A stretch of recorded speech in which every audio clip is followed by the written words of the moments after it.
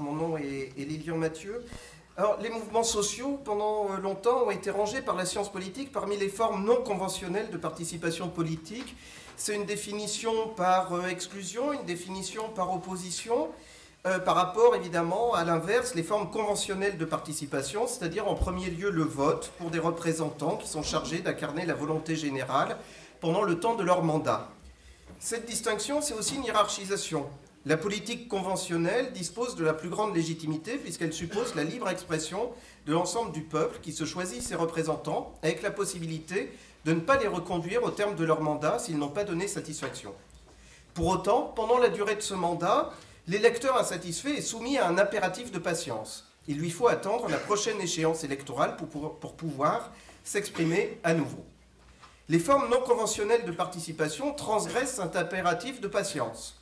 Le contestataire entend exprimer son opinion en dehors du temps réservé et selon des formes distinctes de celles prévues, en l'occurrence le vote. Il défile en cortège, occupe des locaux ou des terrains, pétitionne, fait grève, bref, utilise ce que Charles Tilly appelle le répertoire de l'action collective, c'est-à-dire l'ensemble des formes de protestation disponibles pour un groupe donné à un moment de son histoire. Ce refus de patienter du contestataire est, aux yeux de beaucoup, ce qui fonde son illégitimité politique, puisqu'il ne respecte pas le verdict des urnes qui a conféré aux gouvernants le pouvoir de gérer les affaires de la cité pendant une période donnée.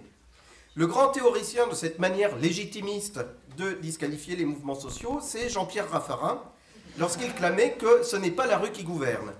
Il a réaffirmé par cette formule la suprématie de la délégation de pouvoir sur toute autre forme de participation politique. Il y a bien sûr des arguments forts à opposer à cette manière de concevoir la participation sous ses différentes formes.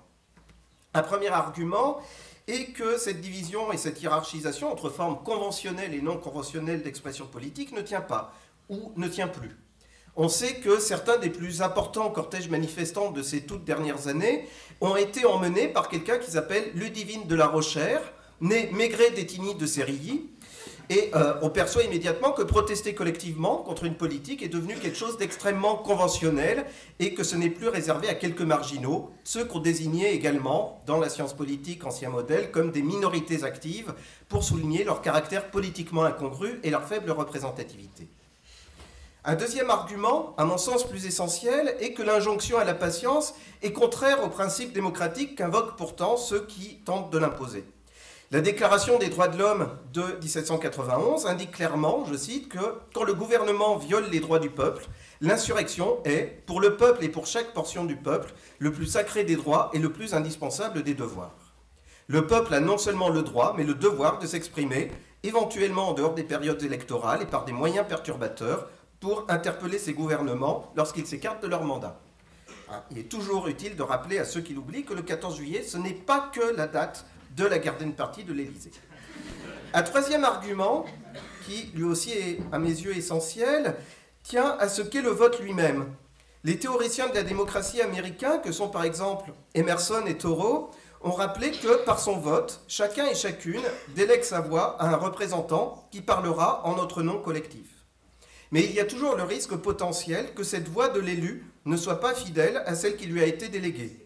Le votant qui estime que sa voix a été trahie doit pouvoir se la réapproprier en signifiant publiquement que la voix portée par l'élu n'est plus la sienne. C'est par exemple ce qu'exprimait le slogan Not in your name, Not in our name, des opposants américains à la guerre en Irak. La protestation collective, l'action des mouvements sociaux n'est pas en elle-même positive ou préférable. C'est pour ça que j'ai fait exprès de faire référence à la Manif pour tous il y a un instant.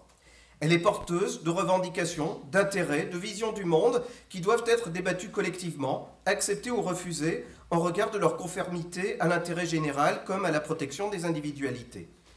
Mais il rappelle, les mouvements sociaux, que le consentement politique ne devrait jamais être complet ni définitif et que le politique ne devrait jamais relever du chèque en blanc.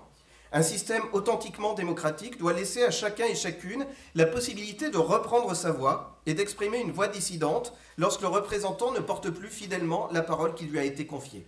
Les mouvements sociaux sont là pour ça.